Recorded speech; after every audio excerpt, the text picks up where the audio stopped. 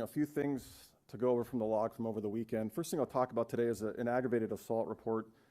This happened on January 10th around a little after 2 a.m. at a business near 16th Street and Minnesota Avenue. The initial call was a weapons violation in which the initial caller in the case had reported that there was a passenger in a vehicle in the drive-thru at this business that had got out of the vehicle and began waving a gun around and yelling at the vehicle behind him. A second caller to Metro Communications reported that they were the person that was in the second vehicle behind the suspect vehicle in this case, and that the man had got out of the vehicle pointing the gun at him in the drive-thru. Officers responded to the business and found that the suspect vehicle was still present in the parking lot. Officers made contact with the male suspect in this case, who was still seated in the passenger seat, where they detained him and then conducted their investigation into this incident. During a search of the suspect vehicle, officers did locate a loaded handgun inside by the front passenger seat. The investigation found that the initial caller was 2 cars behind the suspect vehicle in this case, and as I said before, the second caller was right behind the suspect vehicle. The initial caller said that there was some type of situation that happened between the first vehicle and second vehicle, in which the man got out of the first vehicle and then exited his vehicle with the gun and then pointed at the person in the vehicle behind him. The second caller, the man that was in the second vehicle, stated that after the male pointing the gun at him, he did drive away. Officers then arrested the male suspect in this case. His last name is Robinson, R-O-B-I-N-S-O-N. First name I'll spell it here. It's K-I-A-N, the middle of W-Y-L-D-E, 18 years old of Sioux Falls. He was taken to jail for aggravated assault, possession of a loaded firearm while intoxicated, and underage consumption. No injuries reported in this case. So, any questions on that one? Okay. Another thing off the log here I'll talk about is a fraud report.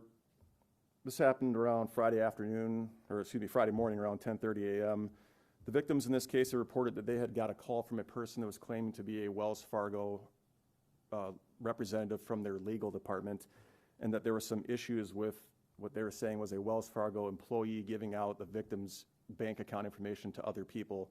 Due to this, the person posing as a Wells Fargo person stated that they needed to do some work with their bank account, and during the conversation on the phone, the person was able to get access to the victim's accounts in this case. The victim reported that after access was given to the suspects in this case, that they took $46,000 out of one account. The victims also reported that they went and took $5,200 in cash out of a different account and then actually physically mailed this to a person with an address in Florida. At this point, detectives are following up on that information. There are no arrests related to this case at this point, but they're still under investigation. Questions on that one at all? Okay. The rest of the log, nothing much else to go through today. Standard narcotics reports, simple assault reports, a few there. 4 stolen vehicles from over the weekend. 2 weapons violations. One was involving a juvenile, one was just a report, no arrests. There was one vandalism I'll talk about real quick. This involved a sculpture downtown in the 100 block of South Phillips Avenue on our sculpture walk downtown.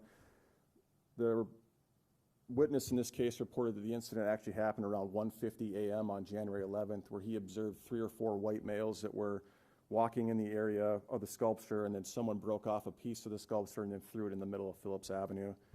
The estimated damage to the sculpture is about $1,000, and detectives are following up on video surveillance from the area. No arrests at this point in this case, just